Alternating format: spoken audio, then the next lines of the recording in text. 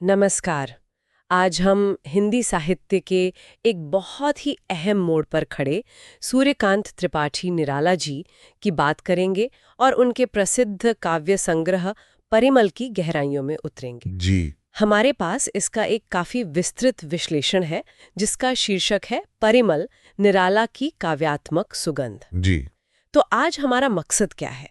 देखिए, ये संग्रह 1930 में प्रकाशित हुआ था। छायावाद युग का है ये। मतलब हिंदी कविता का वो दौर जब कवि मन की गहरी भावनाओं, प्रकृति के सौंदर्य और एक एक हल्के रहस्यवाद पर जोर देते थे। परिमल का मतलब ही सुगंध है। तो हम ये देखेंगे कि ये सुगंध सिर्फ रोमानी कविताओं की है या इसमें कुछ और भी है, क्योंकि निराला जी को अक्सर क्रांतिकारी कवि भी कहा जाता है। तो आइए देखते हैं, क्या परिमल में भी उस क्रांति की कोई आहट मिलती है? हाँ, बिल्कुल। ये सवाल बहुत दिलचस्प है, क्योंकि जो विश्लेषण हमारे पास है वो यही दिखाता है कि परिमल सिर्फ निराला के शुरुआती मतलब वो जो रोमानी दौर था उसका अंत नहीं है, बल्कि ये उनके विचारों के विकास का, उनके आगे बढ़ने का एक बहुत अहम पड़ाव है। यहीं से वो प्रकृति और प्रेम से थोड़ा आगे बढ़कर जीवन की जो जटिलताएं हैं, आध्यात्म है, समाज के सवाल हैं, उनसे जूझना शुरू करते हैं। अच्छा, तो मतलब ये सिर्फ सौंदर्य और कल्पना तक ही सीमित नहीं है फिर? विश्लेषण किन मुख्य विषयों की ओर इशारा करता है? हाँ नहीं, इसमें कई सारे विषय हैं। देखिए, प्रकृति प्रेम तो है ही, वो तो छायावाद की पहचान है, लेकिन उसके साथ साथ आध्यात्मिकता का एक गहरा पुट है और नारी को लेकर एक नई संवेदनशीलता दिखती है जो पहले शायद उतनी मुखर नहीं थी। और खास बात ये कि सामाजिक विषमता, समाज में जो ऊंच नीच है, उस पर एक तीखी टिप्पणी भी नजर आने लगती है।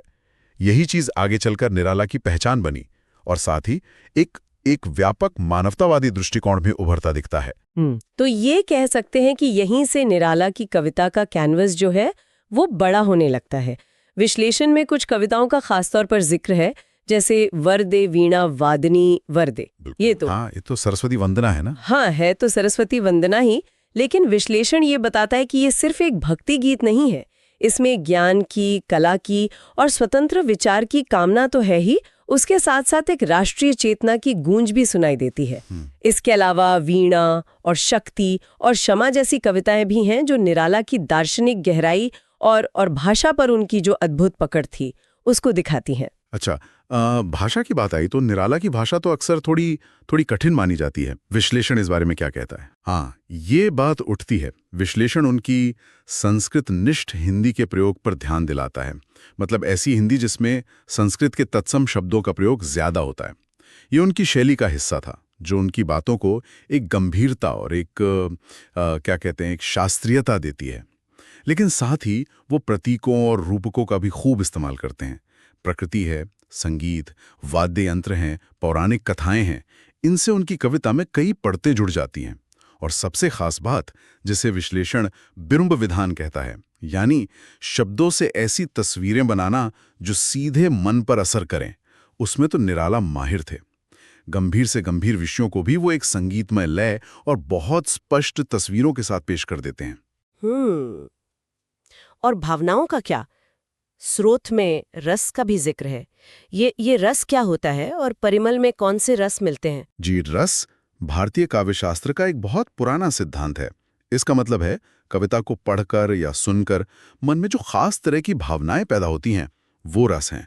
तो विश्लेषण ये बताता है कि परिमल में कई रस हैं। श्रृंगार रस है, यानी प्रेम और सौंदर्य का भाव।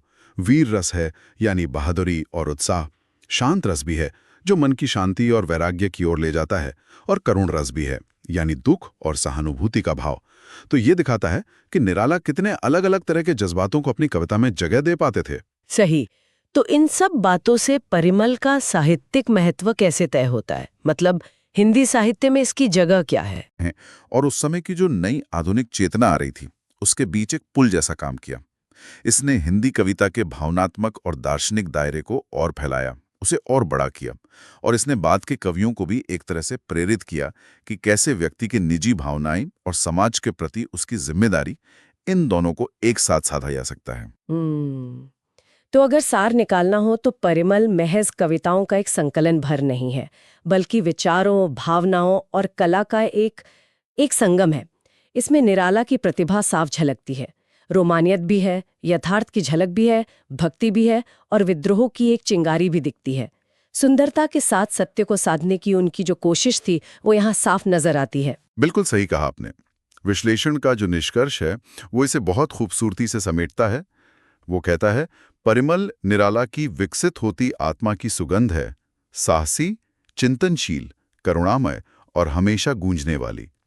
ये एक तरह से उनके कवि व्यक्तित्व के बढ़ने और बदलने का एक दस्तावेज है।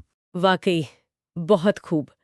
तो जाते जाते एक सवाल मन में उठता है कि जिस तरह निराला ने लगभग 100 साल पहले 1930 में अपनी कविता से साहित्यिक और सामाजिक नियमों को चुनौती दी थी, आज के हमारे इतने जटिल और बिखरे हुए समाज में भी क्या उनकी आवाज उतनी ही प्रासंगिक है? उनकी कविताओं के वो तेवर, वो सवाल आज हमसे क्या कहते हैं? शायद इस पर सोचना दिलचस्प होगा।